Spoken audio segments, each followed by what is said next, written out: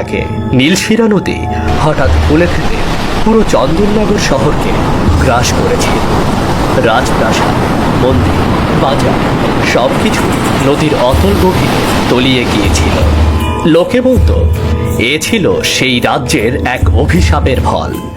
আজ 100 বছর পর সেই নীলশিরা নদী শুকিয়ে গেছে।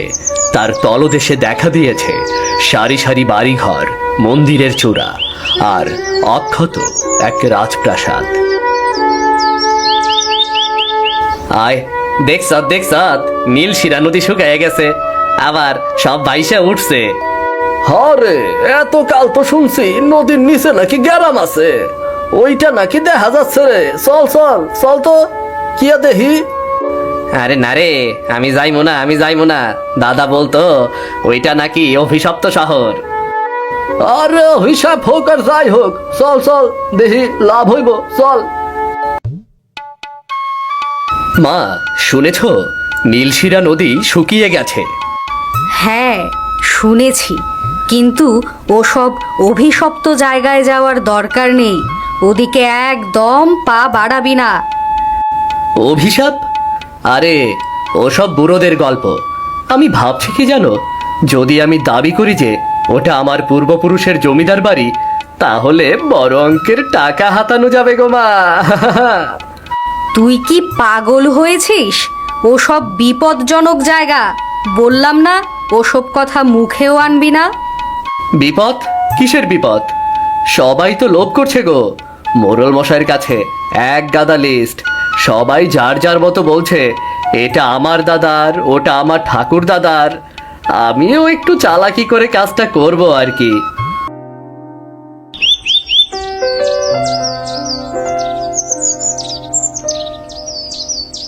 আমি তো যাবই, সুযোগ যখন পেয়েছি তখন কাজে লাগিয়েই দেখি না।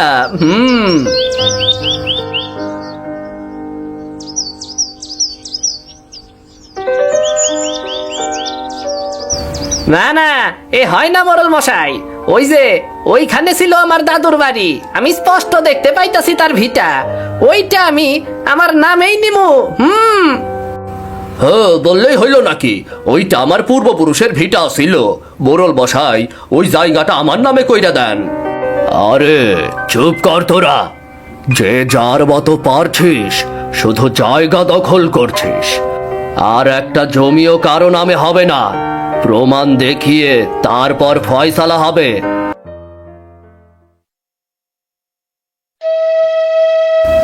আরে ওইটা দেখ, একেবারে অক্ষত প্রাসাদ। বিশ্বাসই হয় না, এতদিন জলের নিচে আসিল তবু একদম অক্ষত রে। শুনলাম এইটাও নাকি অনেকেই দাবি করছে, কিন্তু মোড়ল মশাই নাকি কাউরেই দেয় নাই। আর ভেতরে আবার কে যাইব? আমি তো যাবো না রে বাবা। শুনছি ওইটা নাকি ভূতের বাড়ি।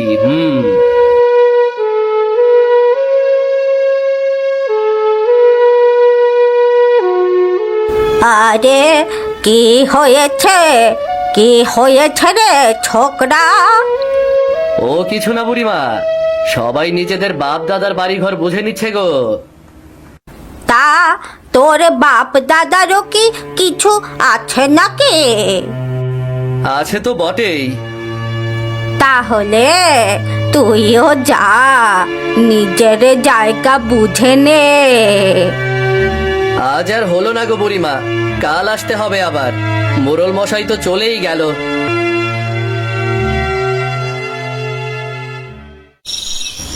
বিশ্বাসই হচ্ছে না, নীলশিরা নদী এমন ভাবে শুকিয়ে যাবে। কে ভেবেছিল এমন হবে বলো তো মা? কিন্তু যা হয়েছে ভালোই হয়েছে।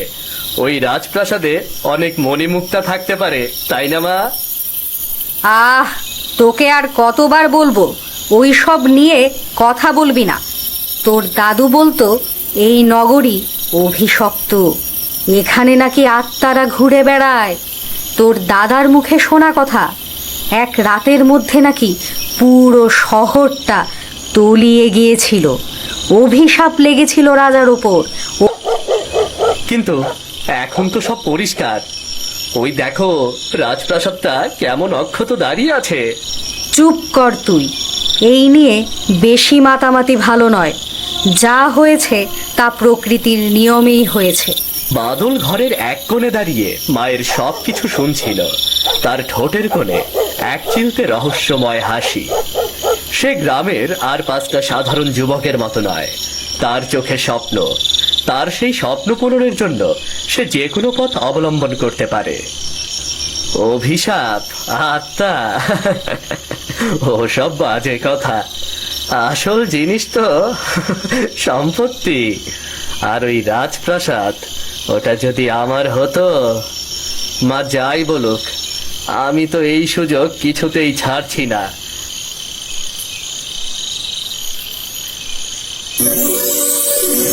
কাল এই বাড়ির অভিশাপ ঘুচবে। আমার সুখের সংসার মাটির নিচে তলিয়ে গিয়েছিল। আজ 100 বছর পর সেই শখের প্রাসাদ আবার খুলবে।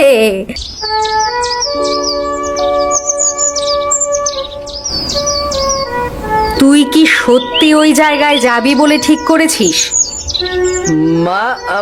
মানে তোর কি মনে হয় তোর মনে কি চলছে তা আমি জানি না? তুমি যখন বুঝেই গেছো তখন আর লুকিয়ে কি হবে। হ্যাঁ, আমি যাব। একবার তো চেষ্টা করে দেখতেই হবে আমাকে, যদি ভাগ্য খুলে যায়। ওরে, তুই কেন বুঝিস না? ওটা অভিশপ্ত জায়গা, ওখানে বিপদ হতে পারে। বিপদ তো জীবনে আসবেই মা, কিন্তু সুযোগ বারবার আসে না। সবাই তো নিজের ভাগ্য পরীক্ষা করতে যাচ্ছে, আমিও বা পিছিয়ে থাকবো কেন? তোর বাবাও তোর মতোই স্বপ্ন দেখতো, কিন্তু শেষ পর্যন্ত কিছুই হলো না। একবার এক লোভে পড়ে তাকে হারিয়েছি। বাবার কথা ছাড়ো তো, আমি বাবার মতো ভুল করব না। আমি জানি কিভাবে নিজের ভাগ্য গড়তে হয়। তুমি শুধু আশীর্বাদ করো। বাদল তার মায়ের আশীর্বাদ নিয়ে বেরিয়ে পড়ে। তার লক্ষ্য চন্দনগড়ের রাজপ্রাসাদ। সে জানে এ পথ সহজ হবে না, কিন্তু তার মনে এক অদম্য জেদ। নদীর মাঝে যেন হাট বসেছে, সবাই নিজের আখের গোছাতে ব্যস্ত, কিন্তু মোড়ল মশাই সবার থেকে প্রমাণ নিয়ে তবেই জায়গা তার নামে করছে। এই দেখে বাদল কিছুটা ভয় পেল। যা, আজ আবার দেখছি প্রমাণ লাগছে। জমিদার বাড়িতে যদি আমি দাবি করি, তাহলে তো প্রমাণ চাইবে। তখন আমি কি করব? হ্যাঁ, আর কার কি দাবি আছে শুনি? কে আছো? আর কে আছো? যা হবার হবে, একবার চেষ্টা তো করেই দেখি। আরে, প্রমাণ চাইতেই সবাই হাওয়া হয়ে গেল নাকি? আরে মোড়ল মশাই, আমার একটা... ও বুড়িমা, তুমি সরো তো, আগে আমাকে বলতে দাও। আরে বাদল, তুই এসেছিস। তুই বল বল, তোর আবার কি আবদার? বল বল, তোর আবদারটা বল। কি আর বলি মোড়ল মশাই, আমার পূর্বপুরুষ ছিলেন এই চন্দনগড়ের জমিদার। এই রাজপ্রাসাদ আমারই। যদি এটা আপনি আমাকে দিয়ে দেন তাহলে ভালো হয়। তুই কি করে জানলি? তোর তো বাপ দাদা তোর জন্মের আগেই মারা গেছে।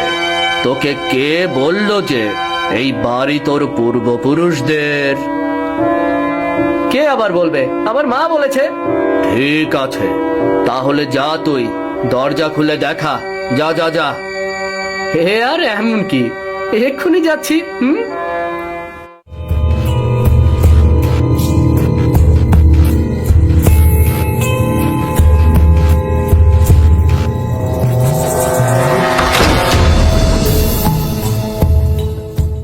এই দেখো, খুলে দিয়েছি। আরে, তুই তো জমিদার বাড়ির উত্তরাধিকারী রে। শোনো সবাই, আজ থেকে বাদল এই জমিদার বাড়ির মালিক। আরে, এটা কেমনে সম্ভব হইল? কেমনে করে দরজা খুললো রে? তাইলে কি বাদল আসলেই মালিক? তার মানে ও সত্যি উত্তরাধিকারী? হ্যাঁ? আরে, কি বলছো এসব তোমরা? আরে, এত অবাক হচ্ছ কেন? আরে, এই রাজপ্রাসাদের দরজার আসল উত্তরাধিকারী ছাড়া কেউ খুলতে পারবে না। মানে কি বলছেন মোড়ল মশাই? তার মানে এজন্যই কেউ এখনো এটা নিতে পারেনি। কিন্তু আমি আমি কিভাবে পারলাম? তার মানে কি আমি এর আসল মালিক? হ্যাঁ, তুই।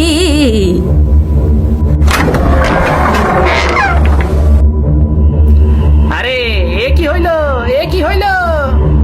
যে এই প্রাসাদ থেকে একদিনের মধ্যে বের হতে পারবে না, সে চিরকাল ওখানেই বন্দি থাকবে।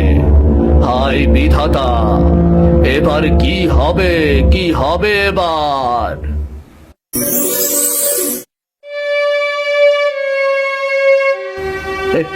এ আমি কোথায় এলাম? এ তো কোনো প্রাসাদ মনে হচ্ছে না, এটা তো একটা নতুন গ্রাম মনে হচ্ছে। হ্যাঁ, ঠিকই বলেছ। এটা প্রাসাদ নয়, এটা অভিশপ্ত মায়াবী নগরী। কে কে কথা বলে? কে তুমি? আমি আমি এই রাজ্যের রক্ষক।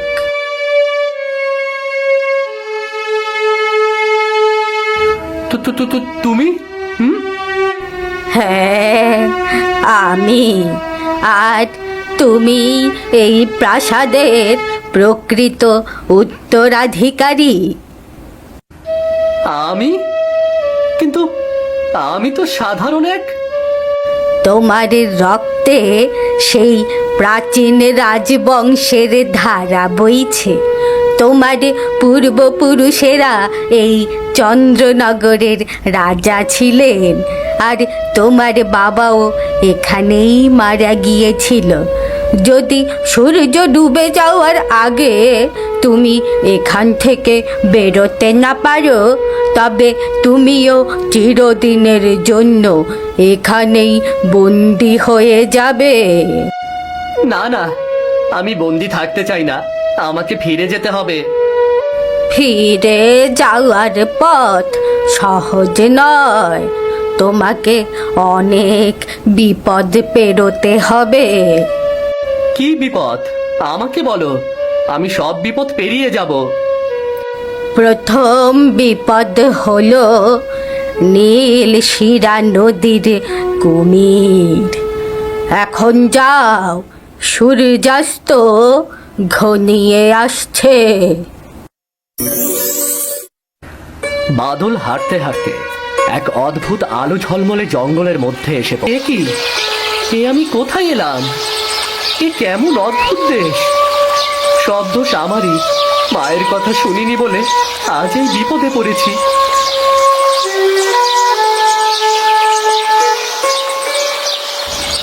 না না না না, ভয় পেলে চলবে না। যতই সুন্দরী হোক না কেন, জায়গাটা বিপদে ভরা। আমাকে ফিরতেই হবে, না হলে আমার আর বাড়ি ফেরা হবে না। হাঁটতে হাঁটতে হঠাৎ এক নদীর ধারে এসে দাঁড়ায়। নদীর জল আয়নার মতো ঝকঝক করছে, আর সেই জলে অসংখ্য কুমির ভেসে আছে। এই তো নদী, কিন্তু এত বড় নদী, আর তার ভেতরে তো অসংখ্য কুমির। এ নদী আমি কিভাবে পার হব? ভয় পেলে চলবে না বাদল, ভয় পেলে চলবে না। ভয় পেলে বিপদ আরো বাড়বে। মা তো সব সময় বলতো, বিপদের সময় মাথা ঠান্ডা রাখতে হবে।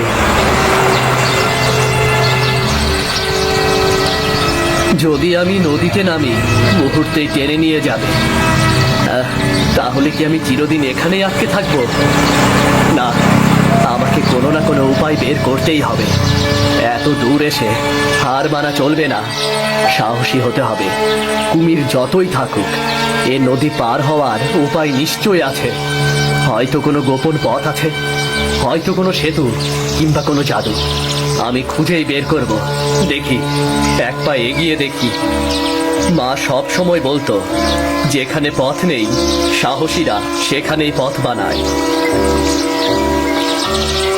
বাদল গুটি গুটি পায়ে নদীর দিকে এগোতে শুরু করে। তার মনে ভয় আর উত্তেজনা।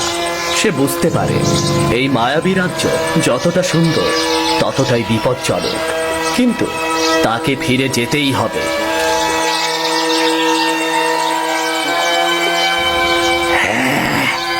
কে তুমি? আমাদের রাজ্যে কেন এসেছ? আমি বাদল। তোমরা আমাকে পথ দেখাও। আমি এই রাজ্যের উত্তরাধিকারী। আমাকে ফিরে যেতে হবে। ফিরে যেতে চাও? তাহলে আমাদের ধাঁধার উত্তর দাও। ধাঁধা? কি ধাঁধা? আমি দিনে ঘুমাই, রাতে জাগি। আমার চোখ আছে কিন্তু দেখি না। আমার মুখ আছে কিন্তু খাই না।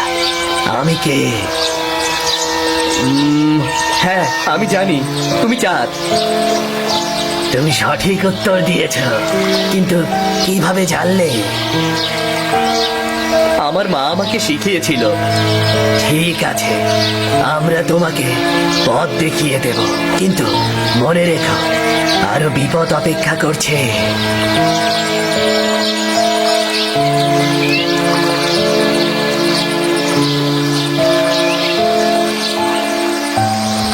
ধন্যবাদ তোমাকে আমাকে সাহায্য করার জন্য।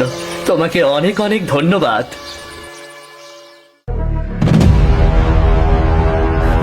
বাদল আবার সাহস সঞ্চয় করে সামনে এগোয়।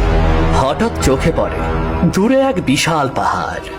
তার চূড়া থেকে সোনালি আলো ঝলমল করছে। বাদলের মুখে এক মুহূর্তের জন্য আশার আভা ছড়িয়ে পড়ে।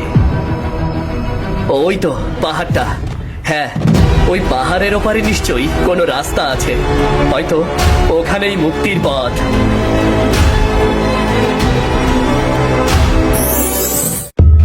এ কি? এ কেমন খাদের ফাঁদ? আমি কিভাবে পার হব এই অন্ধকার গভীরতা? যদি পড়ে যাই তবে তো শেষ। কিন্তু আমাকে যেভাবেই হোক ওখানে যেতেই হবে। ভাব বাদল, ভাব। নদীর মতো এখানে নিশ্চয়ই কোনো গোপন পথ আছে। ভাব বাদল, জলদি ভাব। এত গভীর যে নিচে গিয়ে শব্দটুকু শোনা গেল না। যদি ভুল করি তবে আর কখনো পৃথিবী দেখা হবে না। কিন্তু থেমে থাকলে হবে না। আমি হাল ছাড়ব না। যত বড় বাধাই আসুক, সূর্য ডোবার আগেই এখান থেকে বের হতে হবে আমাকে।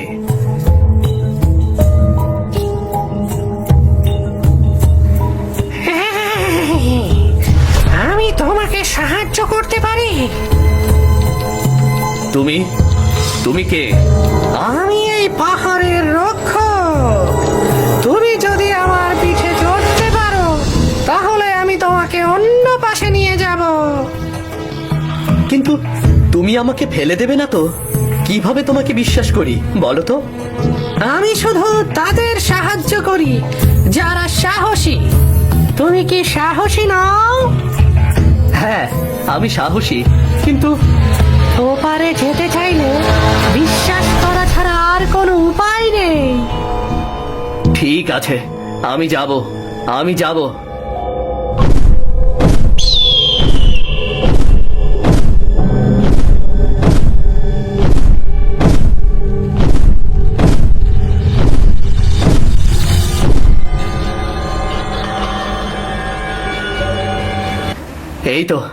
এই তো আমি পৌঁছে গেছি।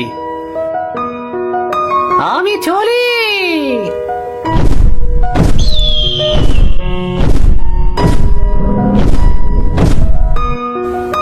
অবশেষে আমি ফিরে এসেছি। বাদল, তুই ফিরাইছ বাদল। বাবা, তুই এসেছিস বাবা। আমি ভেবেছিলাম আমি তোকেও হারিয়ে ফেলবো। না মা, আমি এসেছি। বাদলই এই চন্দননগরের প্রকৃত উত্তরাধিকারী, এবং এই রাজপ্রাসাদ এখন থেকে ওর। আমি ঘোষণা করছি, এই চন্দননগর এখন থেকে একটি নিষিদ্ধ নগরী। এখানে কেউ প্রবেশ করতে পারবে না, এবং এই রাজপ্রাসাদ আমার ব্যক্তিগত সম্পত্তি। কিন্তু কেন কেন? কারণ এই শহর অভিশপ্ত, এবং আমি চাই না যে আর কেউ এই অভিশাপের শিকার হোক। তুই ঠিকই বলেছিস, আমিও একমত। চন্দ্রনগর একটি নিষিদ্ধ নগরী হিসেবে পরিচিতি লাভ করে। সবাই নিজেদের নগরীতেই সুখে শান্তিতে বসবাস করতে থাকে। এই নগরী পরিত্যক্ত থাকে। বাদল তার পূর্বপুরুষদের রহস্য রক্ষা করে এবং তার রাজ্যকে সুরক্ষিত রাখে।